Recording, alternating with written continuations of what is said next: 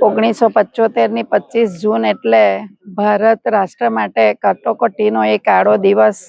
આજ સુધી રાષ્ટ્રભક્ત ભારતીયો ભૂલી શક્યા નથી.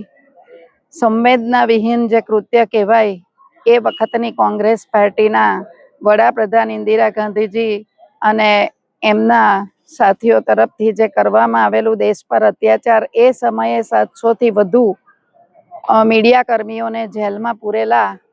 અરે એબીવીપીના કુમળા છોકરાઓ પર એટલી હદે અમાનુષી અત્યાચારો કરેલા. કોઈ પણ સાચી વાત રજૂ કરવા માટે બધાના પર બેન કરી દીધેલો. કિશોર કુમાર જે એ વખતના આટલા સુરીલા સંગીતકાર, એમણે ફક્ત ગાવાની ના પાડી દીધી, એમના પર અત્યાચાર થયા. આ જ રીતે તમામ એટલા બધા કિસ્સાઓ છે.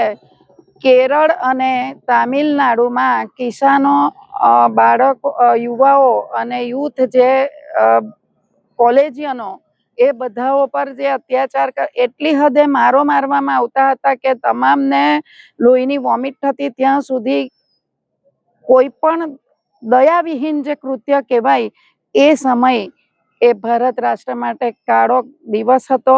આજે અત્યારની હવે પછીની જે નવી જનરેશન છે એને ધ્યાનમાં આવવું જોઈએ કે આઝાદી પછીનું લોકશાહીમાં આપણે આટલી મોટો જ્વલંત વિજય પછી જેમને સત્તાનું સુકાન આપ્યું, એ પક્ષ દ્વારા આવા અમાનવીય કૃત્યો જ્યારે કરવામાં આવ્યા હોય, તે પણ દેશવાસીઓ પર.